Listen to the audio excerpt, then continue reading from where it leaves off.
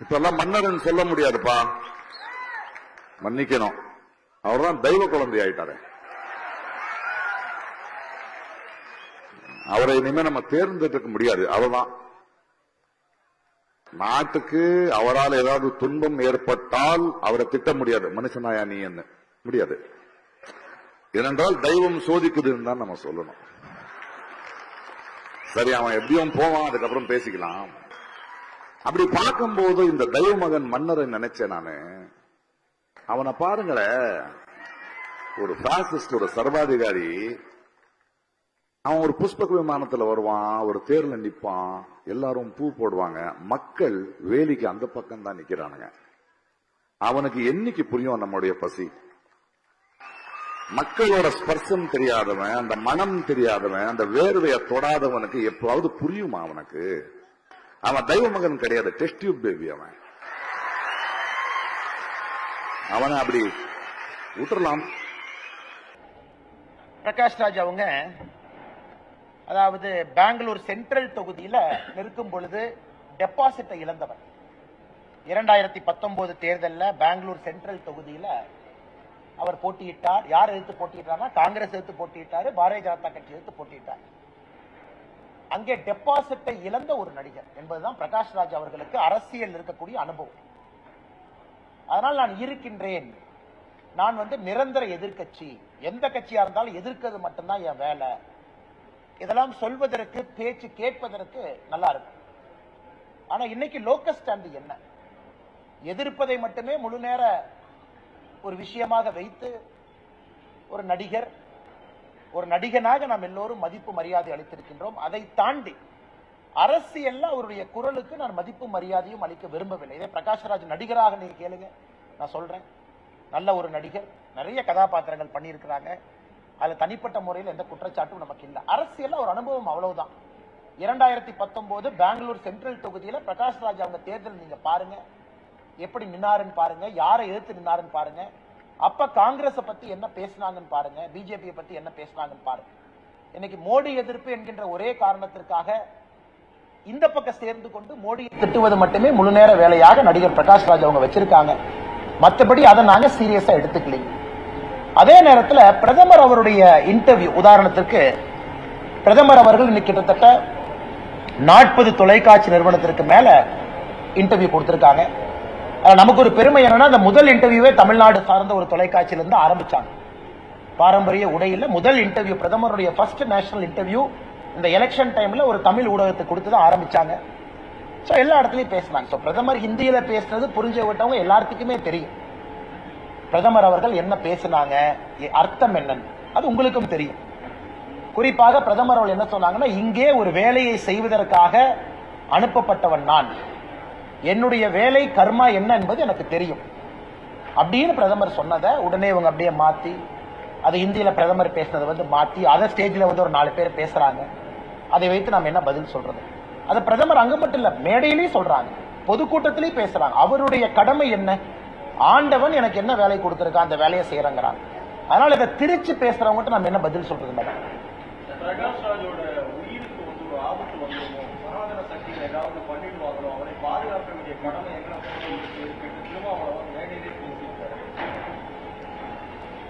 எனக்கு புரியல. இவங்க எல்லாம் ரொம்ப ரெஸ்பான்சிபிளான பீப்புளுங்களா. உதாரணத்துக்கு திருமாவளவன் அவர்கள் இன்னைக்கு ஒரு சிட்டிங் எம்பி, ஒரு அரசியல் கட்சியினுடைய தலைவர். பேசும்பொழுது அந்த வார்த்தையிலே ஒரு பொறுப்பாக பேச வேண்டிய ஒரு நபர், ஒரு சாதாரண தொண்டனோ என்ன வேணாலும் பேசிட்டு போறேன் அப்படிங்கிற மாதிரி ஒரு இல்லைனா.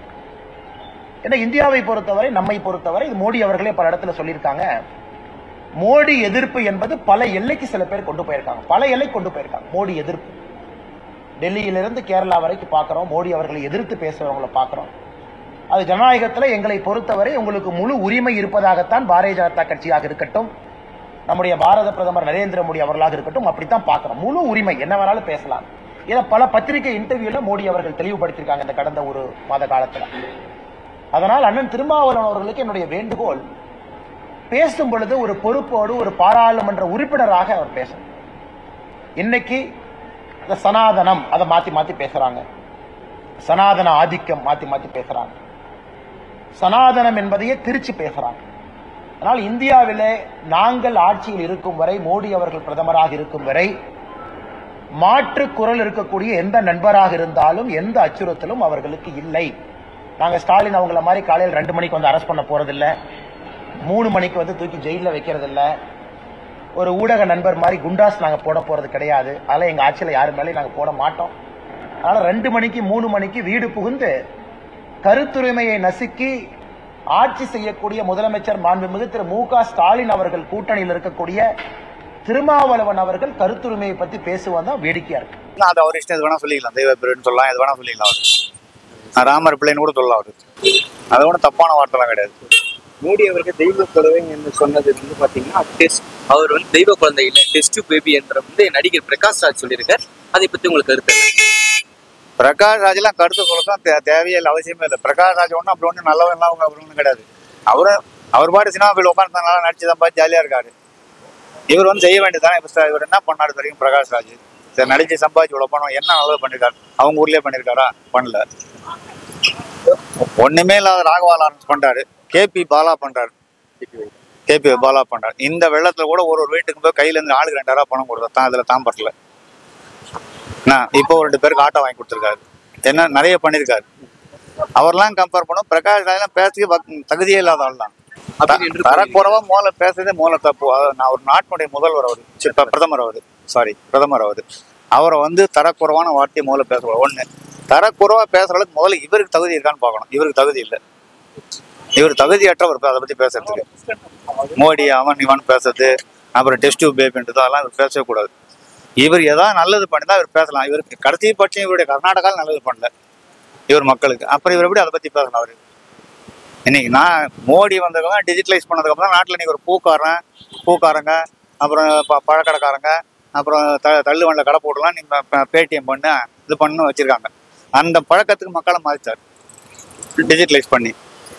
இன்னைக்கு நம்ம நிறைய விஷயங்கள் வந்து இன்னைக்கு நிறைய கண்ட்ரியோட நம்ம வந்து இந்தியா கரன்சியில் டீல் பண்றோம்.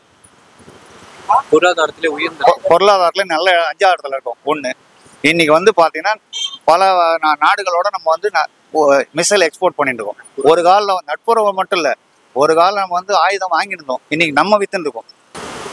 பல கண்ட்ரிக்கு நம்ம எக்ஸ்போர்ட் பண்ணுறோம். இதுக்கெல்லாம் யாரு காரணம்?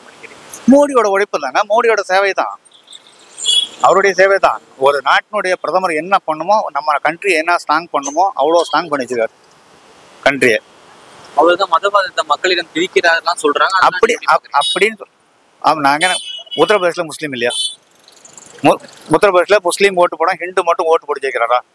பீகார்ல முஸ்லீம் இல்லையா? தமிழ்நாட்டில் முஸ்லீம் இல்லையா? முஸ்லீம் எங்க இருக்காங்க இந்தியாவில்? ஜம்மு காஷ்மீர்ல முஸ்லீம் இல்லையா? எல்லா இடத்துலயும் டெல்லியில இருக்காங்கல்ல, டெல்லியில அவங்க தான் ஜெயிக்கிறாங்க. டெல்லியில முஸ்லீம் ஓட்டே போடலையா? ஹிந்து மட்டுமே போடுறாங்களா? இல்ல சீக்ஸ் மட்டும் தான் போடுறாங்களா? வேற யாரும் போறது இல்லையா? அதெல்லாம் சும்மா அவங்க சொல்றது. என்னைக்கு மோடி வந்து எந்த சிறுபான்மையருக்கோ இல்ல முஸ்லீமுக்கோ யாருக்கும் அகைன்ஸ்டா பண்ணல. தப்பு பண்றவங்கள திருத்திட்டு இருக்காரு, அவ்வளவுதான். அதை வந்து இவங்களால டைஜஸ்ட் பண்ணிக்க முடியல, அவ்வளவுதான். அவரோட நிறைய திட்டங்கள் மக்களை போய் சேரல. அதை வந்து இவங்க பிஜேபிலாம் எடுத்துக்கொண்டு போல எவ்வளவோ திட்டங்கள் பண்ணியிருக்காரு. இன்னைக்கு நாட்டில் வந்து நார்த் இந்தியாவில் வந்து பார்த்தீங்கன்னா மினிமம் பார்த்தா டாய்லெட் 5 கோடி டாய்லெட் கட்டி கொடுத்துருக்காரு. இது யாருங்க அது ஒரு எடுத்து வேலையா செஞ்சிருக்காரு கட்டுறது. குடிசை இல்லாத இந்தியாவுக்கு நிறைய வீடு கட்டி கொடுத்தாரு. ஏன் இப்போ ரீசெண்டாக ஒரு 10 months முன்னாடி இங்கே தமிழ்நாடு முதலோட 2000 வீடு கட்டி கொடுத்து தான் போனாரு.